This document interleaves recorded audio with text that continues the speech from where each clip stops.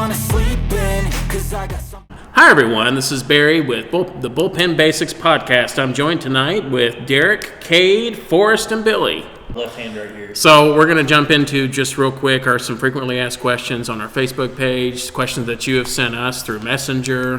We haven't been up that long, realistically, since about June-ish. Is when we got going with our programs here in Central Kentucky. So we're going to jump into that real quick, answer some of your questions, and just kind of grow with us in this process. What are the different divisions or skill levels offered in the 1798 Adult Baseball League? So predominantly we just have one. We run 18 and on for the most part. You know, we do have guys that are in their 50s. Forrest's dad is in his 50s.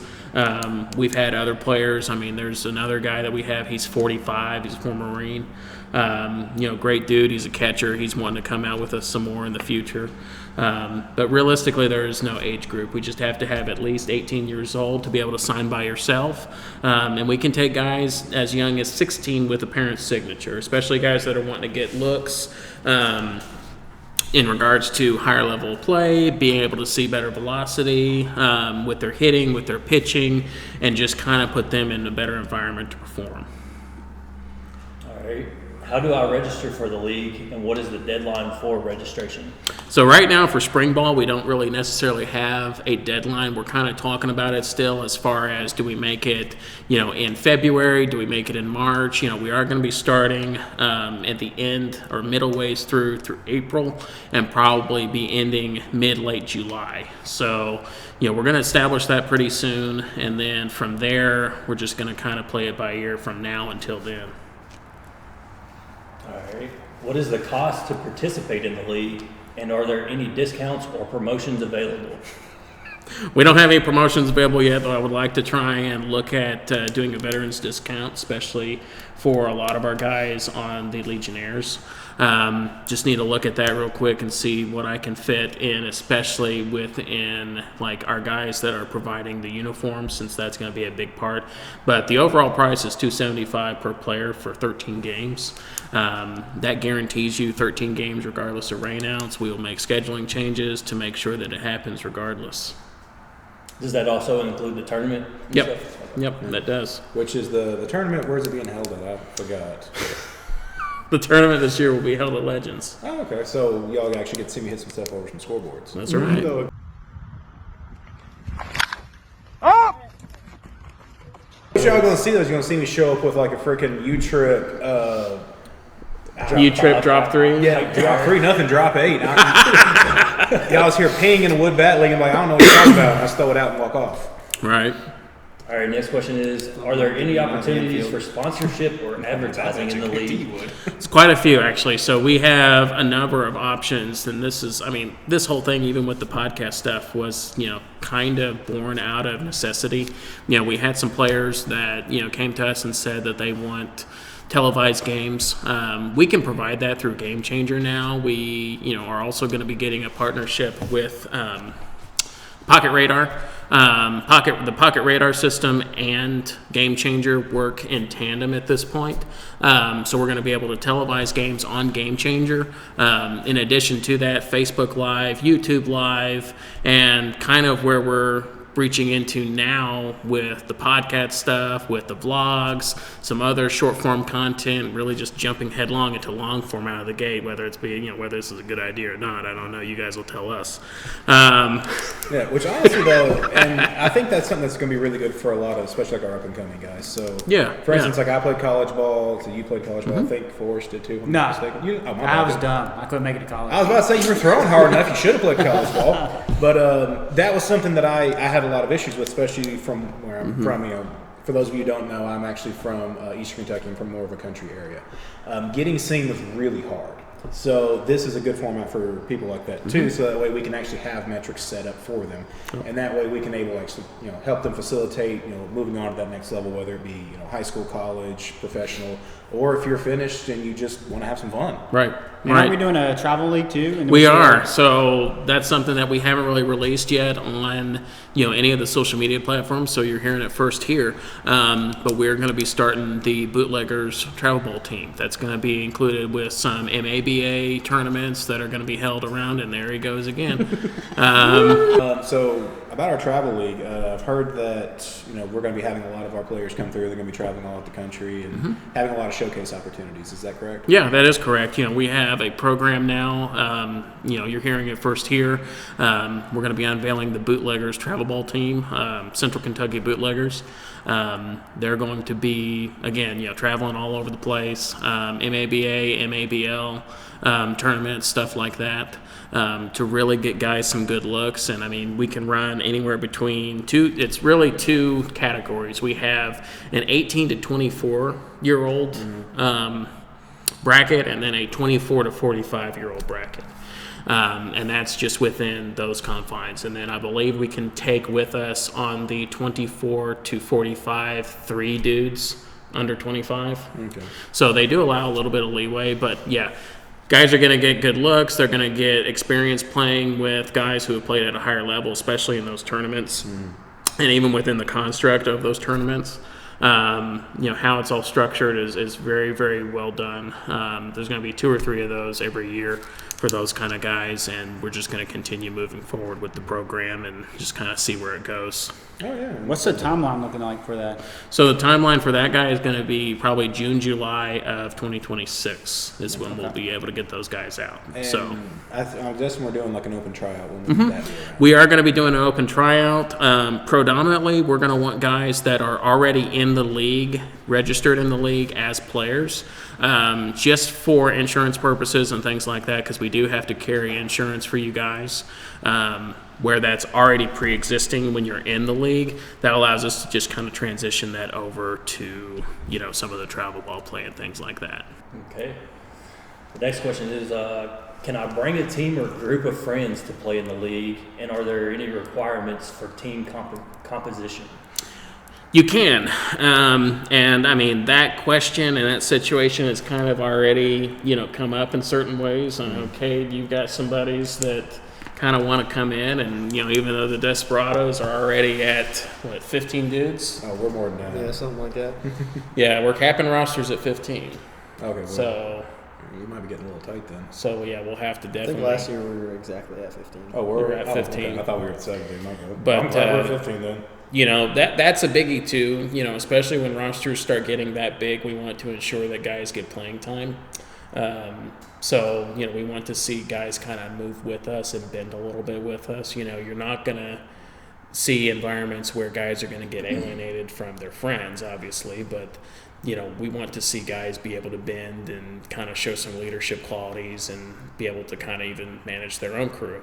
So just like with, Cade's example, if he's got 7 guys that want to come in and do their own thing, then, they come in, we talk to the staff and see what they're, see where they're at. We appoint a manager and, get him, onboarded with what it is that we're doing, and we kind of just go from there with it. So there is definitely that option for people. We've had some softball groups that want to come in and try and do the lateral that didn't work out so well, which, it's kind of self-explanatory why it wouldn't. They just don't play well with each other. Baseball, softball, 2 completely different games at this point in time, especially with some of their rules and, how we're continuing to push forward, with the hardball perspective. But, we're excited to get guys transitioning and seeing where that goes. But yeah. We like good old-fashioned baseball. Yeah, we do. We like good old-fashioned baseball. We don't like the big, huge yellow ball, right? Well, my problem was I was a baseball player for years and years, and I switched over to softball because that was just what you did, where I was from. Yeah. And I sucked at it. I'll be honest with you. Church I league could softball. not hit a freaking home run to save my life. I hit nothing but line drives. I killed first base, but literally I couldn't get it out of the infield. Right. And so I came back to baseball, and luckily it's I had an opportunity up here that I could play at not only when I was in college, but now that I'm older.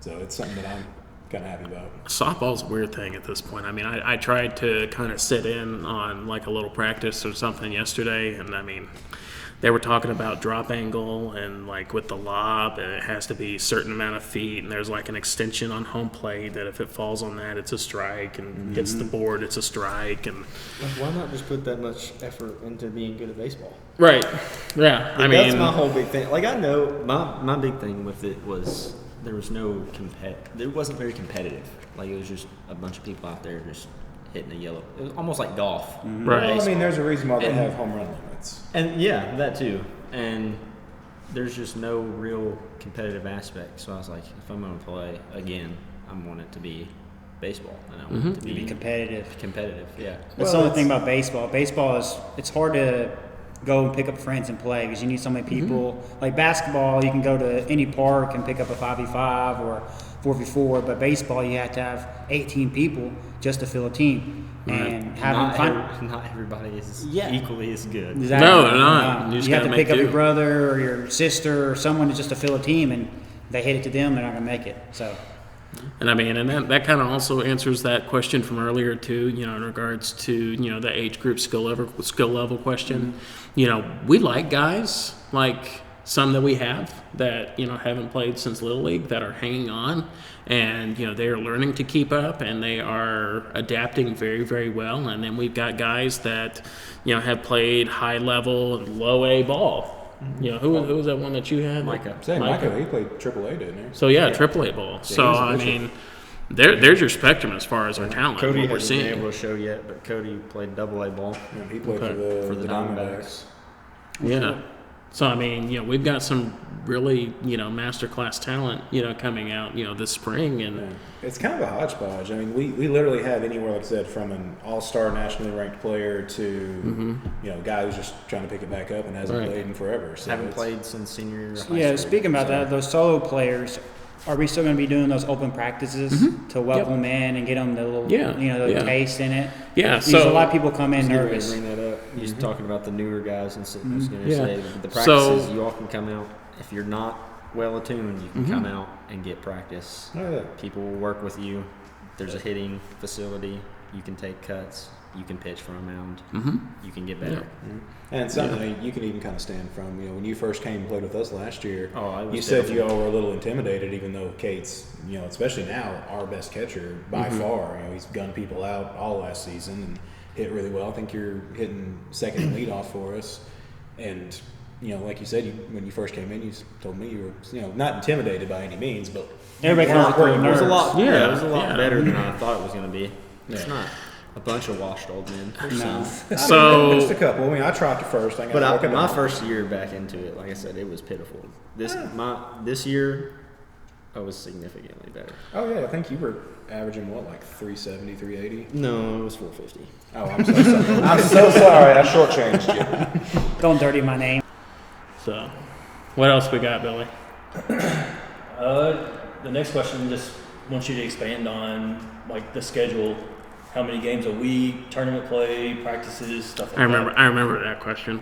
So at that time, that was pertaining to the fall program and stuff like that. Which we were doing a Saturday only schedule just because of our lighting situation, things like that. But in the spring, we're going to be running Wednesday, Sundays. We found that that's probably going to be the best as far as guys' schedules. Wednesday nights, kind of in the middle of the week. Hump day. They're in the lull. Baseball is a good distraction for those guys. Usually start times for those will probably be around 7 o'clock, 7:05 at a couple different facilities here. And then on Sundays, we'll be able to run, late afternoon games. 3 o'clock, 4 o'clock, 5 o'clock. Let guys get out of church, get, kind of reset mentally for the week. Most likely they won't have anything else going on. So, why not come play ball, Then the last question, just wanted you to cover what the $275 entry fee covers, what all that goes to, covers. So. Was there anything else associated with the question? I thought I saw, why doesn't the price change? Oh yeah, it does. Because the 75. Why doesn't it change for returning players? Okay. So that's a big one, and I've heard that from a couple different places at this point in time. So, our $275 sticker price, that is a flat rate that covers you for 13 games. So what happens right off the bat, as soon as you register, $75 is taken from your registration and going directly to your uniform. We've got a really good supplier for uniforms this upcoming year. You guys are going to be excited about that, I guarantee you with that. But what happens then is that, so like say, the perspective would be, so if I'm coming back the next year, I already got my uniform, right? So I would wonder where that $75 is going. So what we're doing, from 1798 adult baseball to our players, is that we are choosing one product or a couple of products to put in the hands of our players subsequently for years after that. So say the first year you get your uniform, the next year you're going to get a helmet customized with your team logos, your number, your name inside, the whole 9 yards. The next year we're going to look at like sliding mitts, some protective gear, things like that. I want to, within 5 years of having teams that have been here for that long, for them to be completely outfitted on the league's dime. And that's really something you're not going to see anywhere else. The players are going to be responsible for their own stuff. The coaches are responsible for outfitting their teams. And that's really not what we want to do moving forward as an organization. So we're doing it from the get-go as far as taking care of our players, and even with our mantra of it being a players before profit mentality, that our guys are going to take their experience here and they're going to tell other people about what they experienced, and it's going to be a positive interaction across the board. So that's what we're going for, and that kind of answers the question, what are we about? So our Bullpen Basics podcast, we're going to be BSing quite a bit. It's going to be, again, like our fall, semester, fast and loose at times. There's going to be some instructional time. There's going to be segments like This Week in Baseball where we get to talk about the 18-inning game, that happened for the World Series, in the World Series this past week, and just the craziness with all that. And guys are going to warm up more to the camera and being on camera and being seen. And next year's World Series, if we have some traction, we could watch the World Series and have our reaction there. That's true too. Everyone. We could. That's definitely within. Yeah, that's within the. That's not too big of a That's reach. within the blueprints. Yeah, that'd be cool.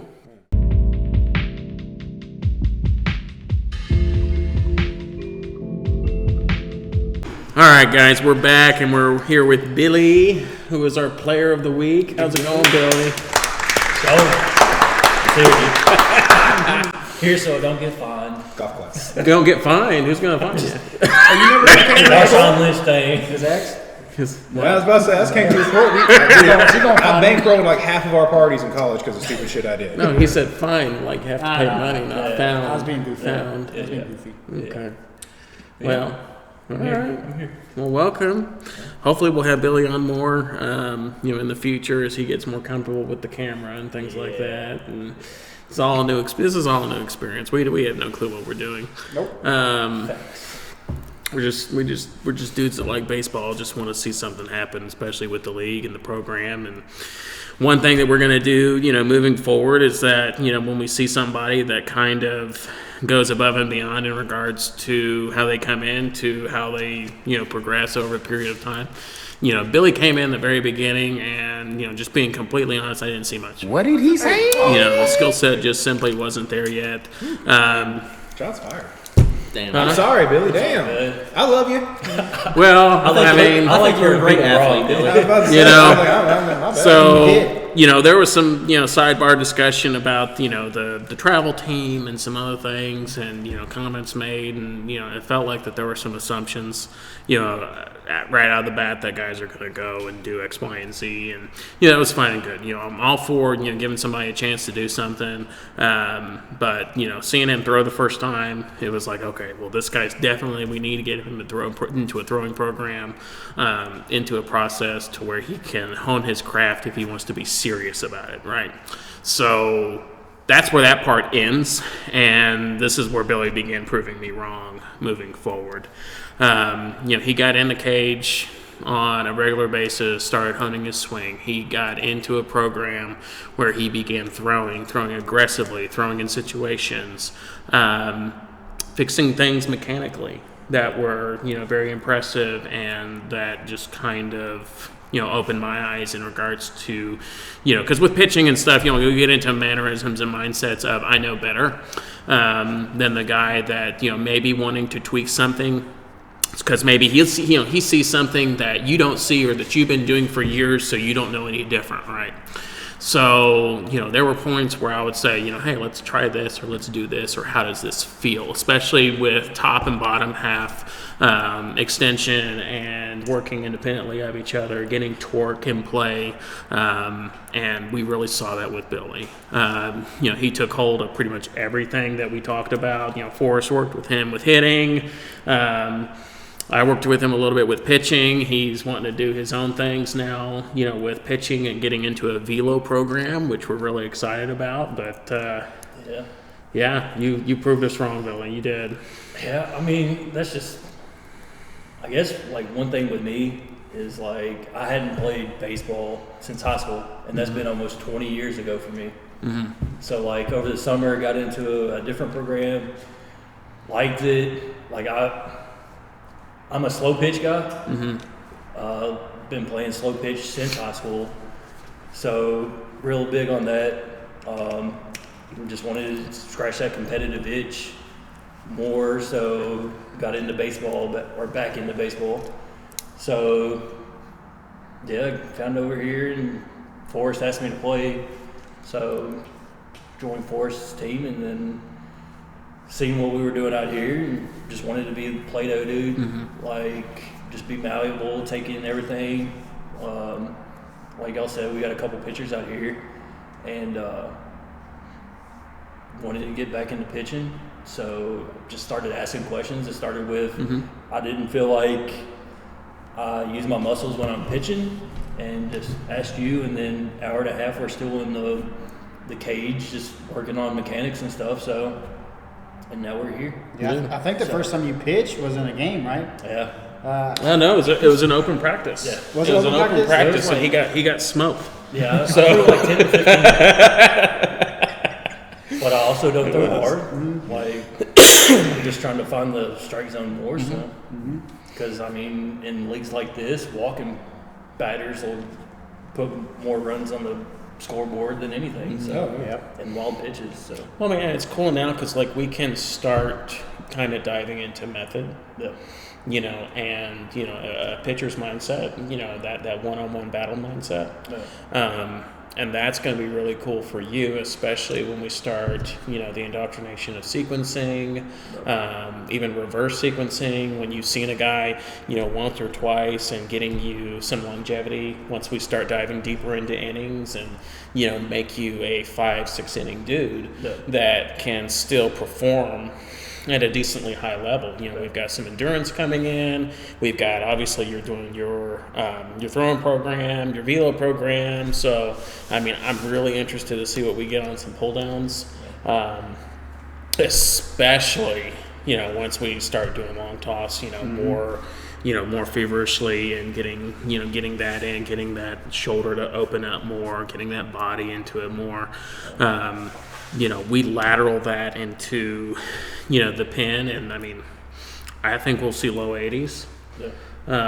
And I'm going to be really happy with that. And at that point, you start building. Yeah. So, that gets you into, so from that point in time, when we get to that cresting 80 point, we want to kind of laterally transition into strength programs. Yeah. So, getting those landmine presses in, getting those hammer throws in, getting some weight, some medicine ball work in, and really teaching you how to throw that weight into the ball, right? So that's what's going to be cool moving forward in regards to some of that stuff. And again, it's been a pleasure having you, on board, and a really fun experience. Yeah, a really fun experience. Your personality already, so Consistency. Just consistency. Billy's always there first. He's 30 minutes early. I can always kind of be there. He always messages back first in the group chat that we have, and he's been good. He's that guy for you right now. Yeah, he's my leadoff hitter. Yeah, I was about to say, I only got to play with you once, and that was when you picked up with us for one of the scrimmages where we were a little low. And honestly, you were hitting either first or second. I can't remember. On y'all? No. I thought you were hitting first or second. All right. 6th or 7th on y'all. Oh, shit, never mind. But y'all got some players. Y'all got some dudes over there. Yeah. So. But Never hit first. yeah, that's right. I'm sorry. That's my bad. That's he who will not be named spot. But That's Papa's spot. yeah, that's Papa's spot. But yeah, no. When you came in, you were swinging the bat with us. I mean, against some pretty good velo. I mean, you were putting 1-2 hoppers off the fence. You switched over and you were playing second and short with us. And I mean, at first, I didn't have to move the glove. Right. So when they told me you hadn't played in 20 years, I was a little impressed. I ain't gonna lie. I said he didn't miss a shot. I didn't have to scoop one. Right. And I can't even say that for some of our guys who actually started and played last year. Right. Billy's Well, that was the thing, like you were talking with Cade earlier, like, it's not really an intimidation thing, it's more of like a nerves thing. Like, I just, like I said, I was 13 mile an hour, like, slow pitch guy. Oh yeah, now you So got seeing 84 with even- a freaking turn at your head. Yeah, even seeing mid-60s, like, It's a hard there's adjustment. nerves there. It's a The hard biggest But adjustment. it's just like, reps. yeah, It's reps. Oh, yeah. My Big first thing. year back, which I graduated in 2020, so yeah. it's not been very long for me. Yeah, but he's a baby. But even then, like my first pitch back, seeing it, it's probably 70. I was whoa, Yeah. like, that's quick. And now it's not. Like Right. it's just all reps. And I mean, you get back into it eventually. Which another thing too proves how good of a coach you are. I played against him in different program Okay. this summer. Yeah. Um, Okay, I'm tracking.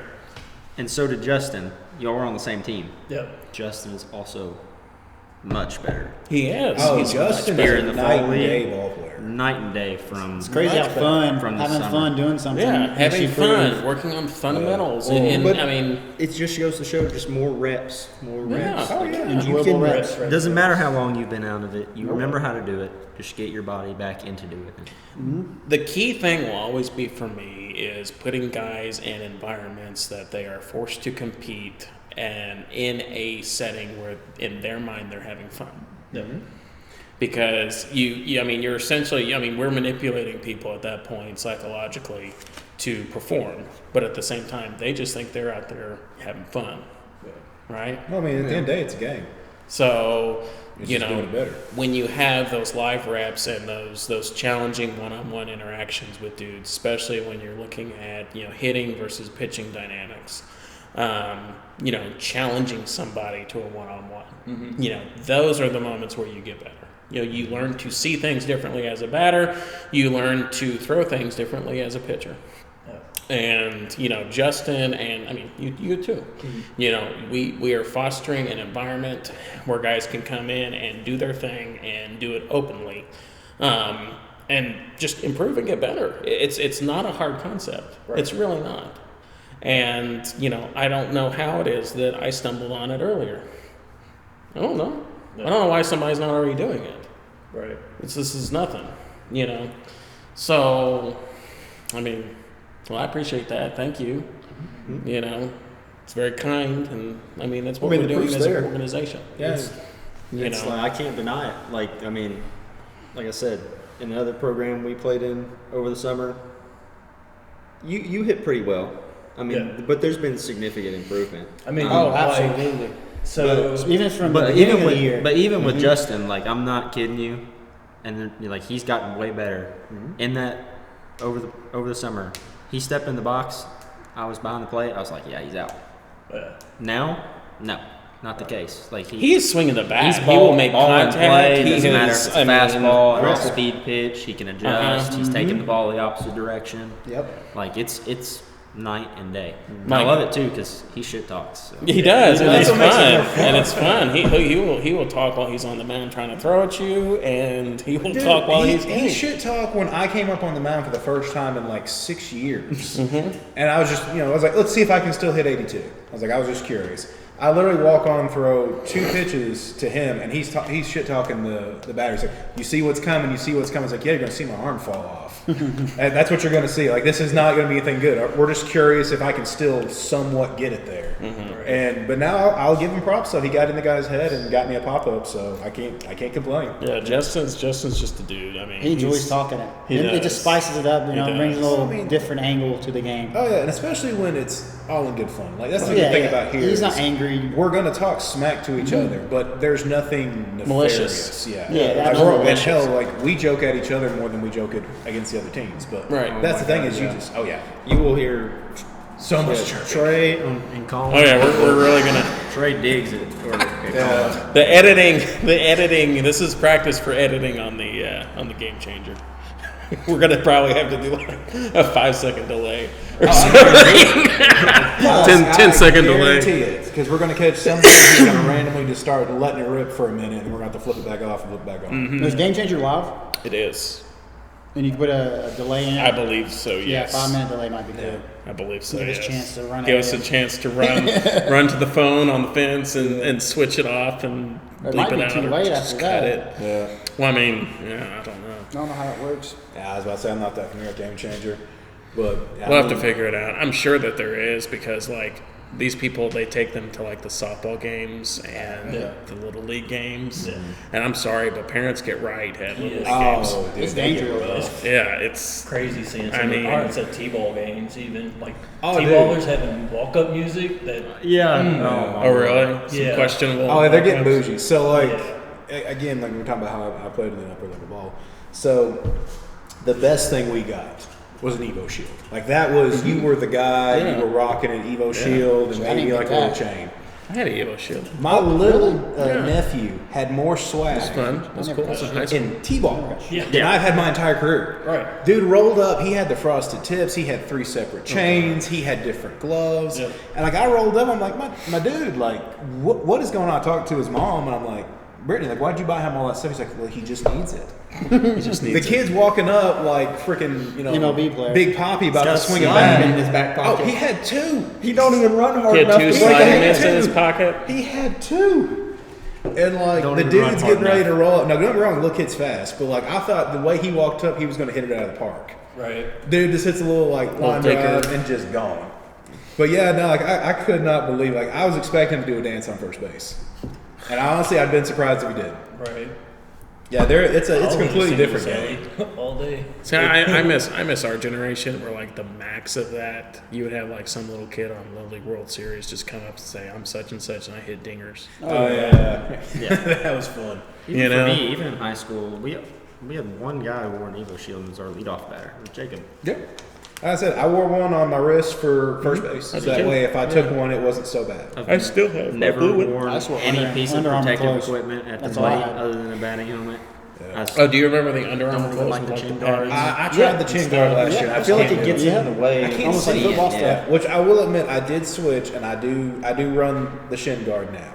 Yeah. Just because I took one, I can't remember when it was. It might have been last year, and I swelled up and I could barely walk for You like still 2 broke days. your toe this year with it on. Yeah, I managed to break my toe with the stupid thing on. Hey, I finished the game and the rest of the season. How'd you do that? Just get hit in the toe? So it was actually against the Warriors. So I can't remember who was pitching, but I fouled one off, and I literally fouled it off in the one spot that the stupid leg guard wasn't on. And very it broke tip my of your big toe. toe. That's Murphy's Law, man. Yeah, and That's gonna happen. And the thing was, I was too pissed off to quit because I'm like, I'm not going to be the guy who broke his leg or broke his toe on with gear and quits. Right. So I was just like, screw it, I'm just playing the rest of the game. It is what it is.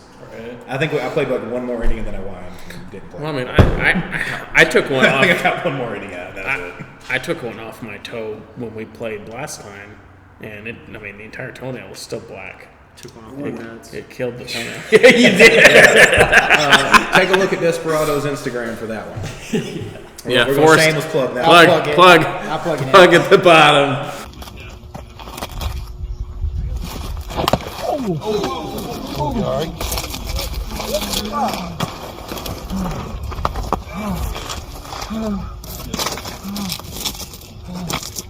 Buddy, I'm not gonna lie. Your dad's comeback to that was probably the best I've ever heard. Did we get it?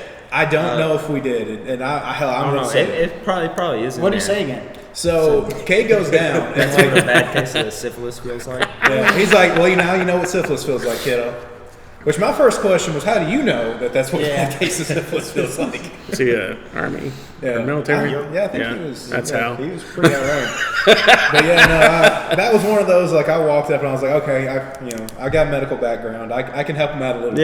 Yeah. And I started like trying to talk to you, and you were just, like, you looked at me, and you're just like, man, it ain't the balls. It's the other. Yeah. And I shook my head and I was like, I'm sorry, buddy. And I just hear you might be peeing blood tonight. I was like, unfortunately, I can't say anything little against pink. that one. Which I Little didn't. pink. I didn't pee blood. That's good. How big was that fear though the first time you went? It was very fearful. Well, it was real. I was like guarantee you it making was pain real. up in my head too. I was like, it hurts, and I was like, wait, no, it doesn't. Am I going to be a sprinkler system or a water Yeah, it's hose? like, I just think it's You expected it. Yeah.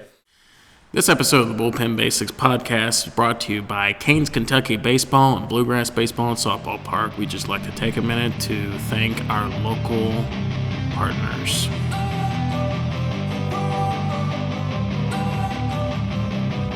Don't wanna sleep in, cause I got something to prove. I gotta take what I hate and finally make a move. I think of you and all the shit you don't do. Well, I'ma make hella sure that I don't become you.